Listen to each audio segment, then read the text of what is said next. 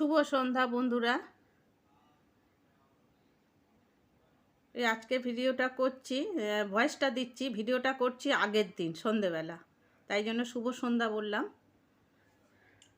সন্ধেবেলা বলি আনাজটা কেটে রাখি, কেন বলো তো? এত গরম, মানে আনাজগুলো কাটবো কি তার আগে ঘেমে নিয়ে যাই। ওই জন্য রাত্রিবেলা বসে বা সন্ধেবেলা বসে এই আনাজগুলো মানে সুন্দর করে কেটে ধুয়ে রেখে দেবো ফ্রিজে, পরের দিনকে রান্না করব। ওই জন্য চাল কুমড়োটা নিয়েছি। চাল কুমড়োটা খুব কচি, একদম কচি চাল কুমড়ো।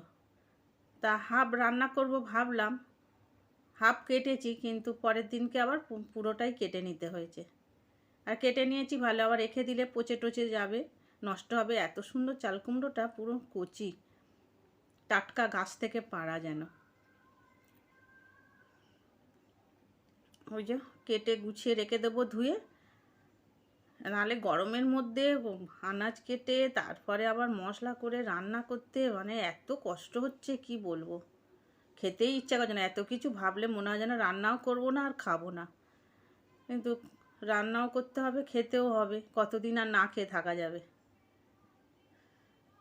এই যে সরু সরু করে কেটে নিলাম সবজিটা, আর হাফটা ভাবলাম রেখে দেব, কিন্তু পরে আবার কেটে নিয়েছিলাম। এটা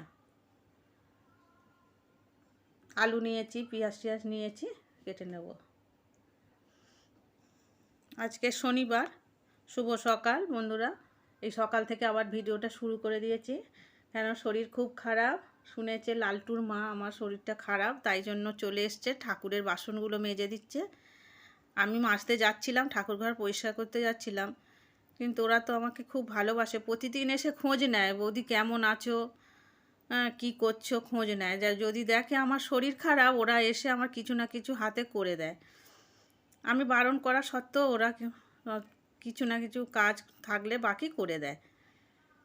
আমাদের নিচে সব ভাড়া থাকে তোরা, ওরা সবাই পরের বাড়ি কাজ করে, কাজটা সেরে এসে স্নান করে আর আমার কাছে চলে আসে, জিজ্ঞাসা করে যে তুমি কেমন আছো, শরীর কেমন আছে, জিজ্ঞাসা করে। তা আমি তখন ওই বাসনগুলো মেজে দিচ্ছে ঠাকুরের, আমি ঠাকুর ঘরটা মুছে নিয়েছিলাম, আর এই জামা কাপড়গুলো আমি আবার ভিজিয়ে রাখছি।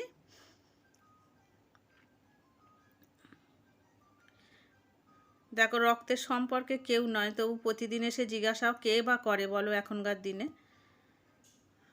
প্রতিদিন আসে, সকালে করে আসে, সকালে না আসতে পারলে বিকালে আসে। কোনো কিন্তু পয়সার জন্য না, কোনো যে পয়সা দিই বলে বা কিছু, তা না। ওই কিছু ভালো মন্দ হলে আমি চেষ্টা করি একটু দেওয়ার। হ্যাঁ, ওরা না না করে, নিতে চায় না, আমি দিই, আমিও ভালোবেসেই দিই। লালটুর আমার অসুখ করতে, আমার অপারেশনের সময় এই লালটুর মাই রান্নাবান্না করে দিয়েছিল। আর দেখো ছাদে আবার ফুল ফুটেছে দুটো, অনেক দিন পরে ফুটলো এই ফুলটা। কি জানি গরমের সময় জবা ফোটে, কিন্তু এবারে দেখছি ফোটেনি। আমি এদিকে স্নান করে পুজো সেরে আর এই রান্না বসিয়ে দিয়েছি। আদাটা বেটে নিচ্ছি, একটু বেশি করেই রান্না করব ভাবছি, কারণ ওই যে লালটুর মাকে আজকে খেতে দেব। বলেছি তোমাকে আজকে আর রান্না করতে হবে না, গরমের মধ্যে অনেক বাড়ি কাজ করে তোরা, কাজ টাজ করে তারপর আবার আমার বাড়ি এসে ঠাকুর ঘর কাজ করে দিল, তারপর খুব কষ্ট হচ্ছে ওদের গরমে। বললাম তোমার করতে হবে না। আর ওর ছেলে বৌমা জামাই ষষ্ঠীতে গেছে, আসেনি, একার জন্য আর কি রান্না করবে, আর ওর কর্তা গেছে কাজে, তাই মানে তোমার জন্য আর রান্না করতে হবে না, আমি রান্না করব, তোমায় দেবো, তুমি খেয়ে নিও এই গরমের মধ্যে, আর কাঠের জালে বসে বসে রান্না করতে হবে না। এই যে চাল কুমড়োটা বসিয়ে দিয়েছি। আবার এর মধ্যে আবার সেই আমাদের রাস্তায় দুটো কুকুর ঘোরে, আমাদের বাড়িতেও আসে, সবাই খাবার টাবার দেয়, খায়। আর তার মধ্যে মেয়ে কুকুরটার এমন একটা ঘা হয়েছে, সে কি সাংঘাতিক। আমার দুই মেয়ে তো খবর দিয়ে দিয়ে তার মানে যারা ধরে নিয়ে চিকিৎসা টিকিৎসা করে ওদেরকে অনেকবার বলেছে, বলে ধরে দিয়ে যাও, ধরে কি কেউ দিতে পারে?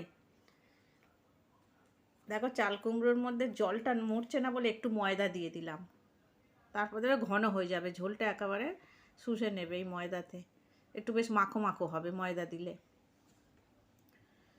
তাই জন্য আবার আজকে সেই 4-5টা ছেলে এসছে, ধরে নিয়ে যাবে চিকিৎসা করাবার জন্য কুকুরটা, কিন্তু কিছুতেই ধরা দিল না। এত মানে আমিও গেছি, আমি ভিডিও করতাম, কিন্তু সে নেই, যে ওদের দেখে এমন সে চিৎকার করে ছুটে পালালো, কিন্তু যদি নিয়ে যেত না চিকিৎসাটা হতো, বেঁচে যেত কুকুরটা। এমন অসুখ হয়েছে না, মানে বাঁচার কোনো আশা নেই, এই রকম অবস্থা। আমরা অনেক, মানে আমার জামাই তো স্প্রে দেয়, রাত্রিরে শুলে ছুটে পালিয়ে যায়, কিছুতেই, রাস্তার কুকুর তো চিকিৎসা করতে দিচ্ছে না, ঠিক জানি না বাঁচবে কি না, তাই জন্য একটু আবার দেরি হয়েছে। গরমের মধ্যে নিচে গেছিলাম, আর একটু মাছের ঝোল করব, এই যে আলু মশলা দিয়ে কষে নিচ্ছে। অনেক ছুট বাড়াবাড়ি করে সবাই মিলে ধরার চেষ্টা করলো, কিন্তু কিছুতেই ধরতে পারলো না, দৌড়ে পালিয়েছে। এদিকে ভাত বসিয়ে দিয়েছি, একটু বেশি করেই বসালাম, লালটুর মাকে দেব। চলো সঙ্গে থাকো, দেখতে থাকো। আর বন্ধুরা, তোমরা যারা ভিডিওটা এতক্ষণ দেখছো, প্লিজ একটা লাইক করে দিও।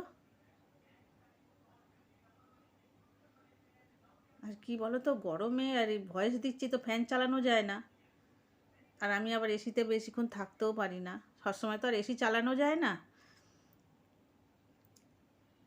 তাই জন্য এত কষ্ট হচ্ছে, ভয়েস দিচ্ছি কি, মানে সাংঘাতিক অবস্থা।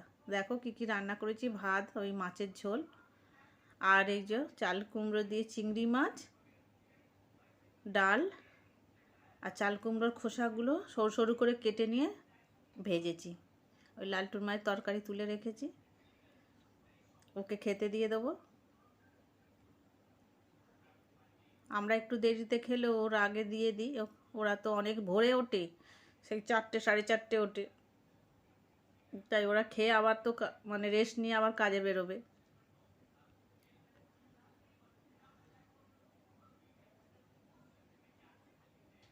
ভিডিও করতে পারছি না, ভিডিওটা যদিও বা করছি ভয়েস দিতে পারছি না, ভয়েস দেব কি বলবো, মানে যেন সব হারিয়ে যাচ্ছে কথাবার্তা, পাচ্ছি না বলতে গো বন্ধুরা, ভীষণ কষ্ট হচ্ছে গরমে। আমাদের এখানে তো বৃষ্টি নেই। এই লালটুর মায়ের জন্য তরকারি তুলে নিয়েছি, ভাত দিয়ে দিয়েছি, ওকে দিয়ে দেব, দিয়ে আমি আর ছেলেকে খেতে দিয়েছি, আর আমি খেতে বসেছি। ছোট্ট ভিডিও,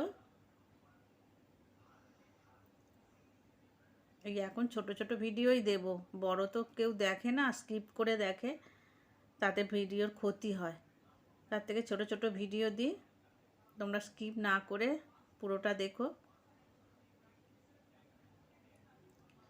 তাহলে বন্ধুরা, ভিডিওটা এই পর্যন্তই, আবার দেখা হচ্ছে পরবর্তী ভিডিওতে।